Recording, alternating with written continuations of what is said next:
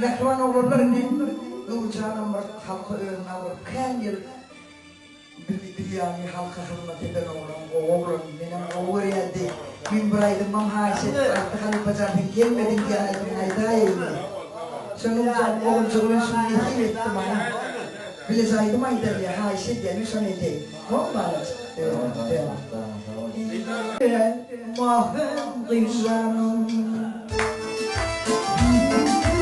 Yok reçin anım mahvem kızanım